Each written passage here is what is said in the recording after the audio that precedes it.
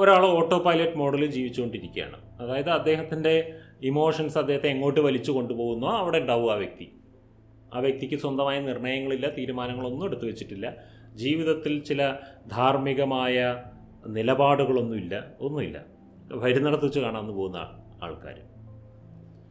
ആ രീതിയിൽ പോയിക്കൊണ്ടിരിക്കുന്ന ഒരു വ്യക്തിക്ക് ജീവിതത്തിൻ്റെ ഏതോ ഒരു ഘട്ടത്തിൽ ഇങ്ങനെയൊന്നും പോയാൽ ശരിയാവില്ല എന്ന് മനസ്സിലാവുകയും ഒരു മാനുവൽ മോഡിലേക്ക് ആ വ്യക്തി അവനവനെ ഷിഫ്റ്റ് ചെയ്യുവാൻ വേണ്ടിയിട്ട് പ്രയത്നിക്കാൻ തീരുമാനിക്കുകയും ചെയ്യുന്നു.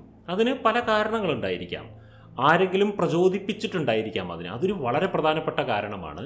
ഒരു ദീപത്തിൽ നിന്നാണ് മറ്റൊരു ദീപം നമ്മൾ തെളിയിക്കുന്നത്. ഒരു ഫ്ലെയിമിൽ നിന്നാണ് മറ്റൊരു ഫ്ലെയിം ഉണ്ടാക്കുന്നത്. പൊതുവെ നമ്മൾ ഫ്ലെയിമിൽ നിന്ന് ഫ്ലെയിം പകർന്നിട്ട് പോകുന്നത് പോലെയാണ് ഈ ജീവിതത്തിനെ പ്രചോദിപ്പിക്കൽ എന്നുള്ളത്. ഒരു പ്രചോദിതനായ ആളിൽ നിന്നും പകർന്നു കിട്ടുന്നതാകാം. കൂടുതലും അങ്ങനെയാണ് സംഭവിക്കുക. എനിക്കൊക്കെ അങ്ങനെ തന്നെ സംഭവിച്ചിട്ടുള്ളത്. ഒരുവിധം നിങ്ങൾക്കൊക്കെ അങ്ങനെ സംഭവിച്ചിട്ടുണ്ടാവുക. പ്രചോദിതനായ പലരിൽ നിന്നും പകർന്നു കിട്ടിയ ദീപമായിരിക്കും നമ്മളുടെ പ്രചോദന ദീപം. പലപ്പോഴും നമ്മളുടെ ജീവിതത്തിനെ അങ്ങനെ പലരും സ്വാധീനിച്ചിട്ടുണ്ടാവും. ഒരാളല്ല, ഒന്നിലധികം ആളുകൾ സ്വാധീനിച്ചിട്ടുണ്ടാവും. അങ്ങനെ എന്തെങ്കിലും ഒരു കാരണം ഉണ്ടാകാം നമ്മളുടെ പരിവർത്തന യാത്ര ആരംഭിക്കുമ്പോൾ ഘട്ടങ്ങളുണ്ട്. ഇതാണ് മനസ്സിലാക്കേണ്ടത്. ഇതിനെ ഒന്നാമത്തെ ഘട്ടത്തെ ഞാൻ ഇട്ടിരിക്കുന്ന പേര് ലിഫ്റ്റ് എന്നാണ്. ഒരു വ്യക്തി ഓട്ടോ പൈലറ്റ് മോഡൽ ജീവിച്ചുകൊണ്ടിരിക്കുന്ന ഒരു വ്യക്തിക്ക് ഒരു പരിവർത്തനം ഉണ്ടാകണമെന്ന ആഗ്രഹം ഉണ്ടാകാനൊരു കാരണം ഉണ്ടായിട്ടുണ്ടാവും. അത് ഏതെങ്കിലും ഒരാളിൽ നിന്നോ ഇവിടെ നിന്നെങ്കിലുമൊക്കെ കിട്ടിയിട്ടുള്ള ഒരു പ്രചോദനമായിരിക്കാം. ഈ പ്രചോദനം ആ വ്യക്തിയെ വളരെ വലിയൊരു കുതിപ്പിലേക്ക് അങ്ങോട്ട് കൊണ്ടുപോകും. ഒരു സ്പ്രിങ്ങിൽ ടെൻഷൻ ചെയ്ത് അങ്ങോട്ട് തൊടുത്തു വിട്ടതുപോലെ ആ വ്യക്തി ഒരു പൊങ്ങും മേലേക്ക്. ഭയങ്കര സംഭവമായിരിക്കും. അന്നൊക്കെ ഇങ്ങനെ പറന്ന് നടക്കുക വ്യക്തി. ഞാനിനി പഴയ ആളൊന്നുമല്ല കേട്ടോ, ഞാൻ മാറി ഒക്കെ പറഞ്ഞിട്ട് വലിയ വീരവാദങ്ങൾ മുഴക്കുന്ന ദിവസങ്ങളായിരിക്കും. വലിയ മാറ്റമായിരിക്കും ആ വ്യക്തിക്ക് സ്വയം ഫീൽ ചെയ്യുക. വലിയ മാറ്റമായിരിക്കും ആ വ്യക്തിയെ കാണുന്ന മറ്റുള്ളവർക്ക് ഫീൽ ചെയ്യുക. ലിഫ്റ്റാണ്. ആ സമയത്ത് ഒരു എഫർട്ട് ഫീൽ ചെയ്യില്ല ആ വ്യക്തിക്ക്. നാച്ചുറലി ഞാൻ ട്രാൻസ്ഫോമായി.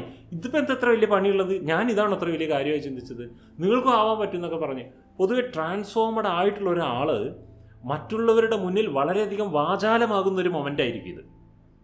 ചിലപ്പോൾ ഇത് 6 മാസം 1 വർഷം വരെയൊക്കെ നീണ്ടു നിൽക്കും. ഈ സമയത്ത് ഭയങ്കര ആരംഭശൂരത്തുണ്ടാവും. ഇദ്ദേഹം ഏത് ട്രാൻസ്ഫോർമേഷൻ ജേണിയിലാണോ ആ ജേണിയിൽ ഒരു 10 കൊല്ലമൊക്കെ കഴിഞ്ഞു നിൽക്കുന്ന ആളുകൾ പറയാൻ മടിക്കുന്ന കാര്യങ്ങൾ പോലും ഇവർ സമൂഹത്തിനോട് വിളിച്ചു പറയും. അത്രയും ഭയങ്കര പവർഫുള്ളായിരിക്കും ഇവർ ആ സമയത്ത്. ലിഫ്റ്റ് ഏരിയയിലാണത്. 1-2 വർഷം വരയ്ക്കൊക്കെ നീണ്ടു നിൽക്കും. ചിലർക്ക് ഇത് 2-3 ആഴ്ച ഉണ്ടാവുള്ളൂ ഈ ലിഫ്റ്റ് ഏരിയ. അത് കഴിഞ്ഞാൽ വരാൻ പോകുന്നത് ഗട്ടറാണ്. അതെന്താ സംഭവം എന്നറിയോ? മറ്റാരുടെയോ പ്രചോദനം കൊണ്ടാണ് ഈ വ്യക്തി ഇങ്ങനെ പൊങ്ങിയത് മേലേക്ക്. ആ പ്രചോദനത്തിൻ്റെ ഒരു കീ ഫോഴ്സ് ഉണ്ട്, അതിൻ്റെ ഒരു ചാവി കൊടുത്തതിൻ്റെ എഫക്റ്റ് ഉണ്ട്. അത് കറങ്ങി തീരും കുറച്ച് ദിവസം കഴിയുമ്പോൾ. അവരുടെ ചാവിയുടെ ഫോഴ്സ് തീരുന്ന ദിവസം വരും. ആ ദിവസമല്ല, ആ ഒരു കാലഘട്ടം വരും. ആ സമയത്ത് എന്താ സംഭവിക്കുക എന്ന് വെച്ചാൽ ഈ വ്യക്തി ഇങ്ങനെ പറഞ്ഞ് താഴേക്ക് അങ്ങോട്ട് പോകും. വലിയ ഇൻസ്പിറേഷനൊന്നും ഇല്ലാതെ ഡീമോട്ടിവേറ്റഡ് ആയിട്ട് മാറുന്നൊരവസ്ഥയായിരിക്കും. ഈ സമയത്ത് ഇങ്ങനെ എന്തപ്പം ഞാൻ ഉണ്ടായത്, എത്ര കാലം ഞാൻ പരിശ്രമിച്ചത്, അപ്പോൾ ഒക്കെ പഴയ പോലെ ആയല്ലോ എന്നൊക്കെ ചിന്തിച്ചിങ്ങനെ ഒരു വലിയ ഡീമോട്ടിവേറ്റഡ് ആയിട്ടുള്ളൊരു അവസ്ഥയിൽ ആ വ്യക്തി ഇങ്ങനെ ഇരിക്കുന്നുണ്ടാവും. ഇതെന്താ കാരണം എന്നറിയോ? ആ വ്യക്തിക്ക് മറ്റെവിടെ നിന്നോ കിട്ടിയ ഒരു ഇൻസ്പിറേഷൻ്റെ ഒരു ഫോഴ്സിലാണ് പോയത്. അതായത് ഇവിടെ നമ്മളൊരു വില്ലിൽ അമ്പ് വെച്ചിട്ട് ഇങ്ങനെ തൊടുത്ത് വിട്ട് കഴിഞ്ഞാൽ ഈ വില്ലിൽ നിന്ന് കിട്ടിയ ടെൻഷൻ്റെ പവർ കൊണ്ടാണ് ആ അമ്പ് അങ്ങോട്ട് പോയത്. പക്ഷെ അതിങ്ങനെ കുറഞ്ഞു വരികയും അതിൻ്റെ അവസാന മൊമെൻറ്റിൽ ആ അമ്പ് താഴെ വീഴുകയും ചെയ്യും. വില്ലിലെ ഞാണിൽ നിന്ന് കിട്ടിയ ശക്തി ഉപയോഗിച്ചിട്ടാണ് ആ അമ്പ് പോയത്. കവണയിൽ വെച്ച കല്ല് പോലെയായിരിക്കും ഇൻസ്പിറേഷൻ കേട്ടിട്ട് പലയിടത്തും ഇൻസ്പിറേഷൻ കിട്ടിയിട്ട് ജേണി സ്റ്റാർട്ട് ചെയ്ത ആളുകൾ ആദ്യം പോകുന്നത്. പിന്നെ അതങ്ങോട്ട് തീരും. എന്നിട്ട് ഇങ്ങനെ ഒരുമാതിരി അവസ്ഥയിൽ ഇരിക്കുന്നുണ്ടാവും. പിന്നെ അവിടുന്ന് ഒരു പരിശ്രമം തുടങ്ങുന്നുണ്ട്. അതാണ് ഗട്ടറിൽ വീഴൽ എന്ന് പറയുന്നത്. ഒരു ഗട്ടറിൽ വീണ അവസ്ഥയെത്തും. അവിടെ നിന്ന് പിന്നെ ക്ലൈംബിംഗ് ആണ്. പതുക്കെ പിടിച്ച് കയറണം. ഈ സമയത്ത് അവനവൻ്റെ എനർജി യൂസ് ചെയ്യണം. എവിടെ നിന്നോ കിട്ടിയ ഇൻസ്പിറേഷൻ്റെ എനർജി അല്ല, അവനവൻ്റെ ഊർജ്ജം ഉപയോഗിക്കണം. പരിശ്രമിച്ച് മുകളിലേക്ക് കയറുന്നൊരവസ്ഥയാണ്. അങ്ങനെ കയറി നമ്മൾ ഒരു ആദ്യം പോയ സ്റ്റേജിലേക്ക് പിന്നെ സ്വന്തം പരിശ്രമം കൊണ്ട് സാവധാനത്തിൽ നമ്മൾ വീണ്ടും എത്തിച്ചേരുന്ന ഒരു ഘട്ടം വരും. സാവധാനത്തിലാണ് എത്തിച്ചേരുന്നത്. അങ്ങനെ ഒരു ഘട്ടം വരും. ചില ആളുകൾക്ക് ഇത് എത്താൻ 70 വയസ്സൊക്കെ ഔട്ടാവും. അപ്പോഴേക്കും ആ വ്യക്തി നല്ലൊരു പക്വതയിലെത്തിണ്ടാവും. പിന്നെ ഇങ്ങനെ പോയിക്കൊണ്ടിരിക്കും. ഇങ്ങനെയാണ് ട്രാൻസ്ഫോർമേഷൻ ജേണി. ട്രാൻസ്ഫോർമേഷൻ ജേണിയിൽ നിങ്ങൾ ഒരിക്കലും വ്യാമോഹിക്കാൻ പാടില്ലാത്തൊരു കാര്യമുണ്ട്.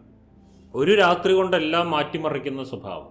മനുഷ്യൻ്റെ ട്രാൻസ്ഫോർമേഷൻ വളരെ സ്ലോ ആയിട്ട് നടക്കേണ്ട ഒരു കാര്യമാണത്. അപ്പോൾ നമ്മളിങ്ങനെ ചിന്തിച്ച് നോക്കും, നമ്മൾ മറ്റ് ഈ പശുവിനെയൊക്കെ പോലെ പിറന്ന് വീണ ഉടനെ തന്നെ എഴുന്നേറ്റ് നടക്കാനോ ഓടാനൊക്കെ തുടങ്ങുന്ന ഒരു ജീവിയാണെന്ന് വിചാരിച്ച് നോക്കൂ. എന്തായിരിക്കും നമ്മുടെയൊക്കെ അവസ്ഥ? നമ്മൾ അങ്ങനെ ഒരിക്കലും നമുക്ക് സംഭവിക്കുന്നില്ല. നമ്മൾ വളരെ ഗ്രാജ്വലിയാണ് എഴുന്നേറ്റ് നടക്കാറാവുന്നത്. കാരണം നമ്മൾക്ക് 2 തലത്തിലുള്ള വികാസം നടക്കാനുണ്ട്. ശാരീരിക തലത്തിലുള്ള വികാസവും മാനസിക തലത്തിലുള്ള വികാസവും. നമ്മൾ കുറേ കാര്യങ്ങൾ പഠിച്ച് വളരേണ്ട ഒരു ജീവിയാണ്. ശരീരം കൊണ്ട് മാത്രം വളർന്നാൽ പോരാ, മനസ്സുകൊണ്ട് വളരണം. ഇങ്ങനെയാണ് മനുഷ്യൻ്റെ ട്രാൻസ്ഫോർമേഷൻ ചെറുപ്പം മുതലേ നമ്മൾ കണ്ടിട്ടുള്ളത്. ഇനി ജീവിതത്തിൻ്റെ ഇടയിൽ എവിടെയോ വെച്ചിട്ടൊരു ട്രാൻസ്ഫോർമേഷൻ ഉണ്ടാകുകയാണെന്നുണ്ടെങ്കിലും ഇങ്ങനെ തന്നെയാണ് ഇത് ഉണ്ടാകേണ്ടത്. വളരെ ഗ്രാജ്വലിയാണ് അത് സംഭവിക്കേണ്ടത്. പെട്ടെന്ന് പരിവർത്തനങ്ങൾ ഉണ്ടാക്കാൻ പറ്റായൊന്നുമില്ല. ഞാൻ പക്ഷേ പലരെയും കണ്ടിട്ടുണ്ട്, പെട്ടെന്ന് ഒരു പരിവർത്തനം ഉണ്ടാക്കിയ ആളുകൾ കുറച്ച് കാലങ്ങൾക്ക് ശേഷം 1-2 വർഷമൊക്കെ കഴിഞ്ഞിട്ട് പിന്നെ ഈ വ്യക്തി പഴയതിനേക്കാളും മോശമായിട്ടുണ്ടാവും. ഇങ്ങനത്തെയൊക്കെ പ്രശ്നങ്ങളുണ്ടാവും. ആ ഒരു ത്വര നഷ്ടപ്പെടും. അതുകൊണ്ട് സ്ലോലി ഗ്രാജ്വലി പരിവർത്തന യാത്രയെ അഭിമുഖീകരിക്കുന്നതാണ് വളരെ നല്ലത്. കാരണം അതിന് പക്വത കൂടുതലായിരിക്കും.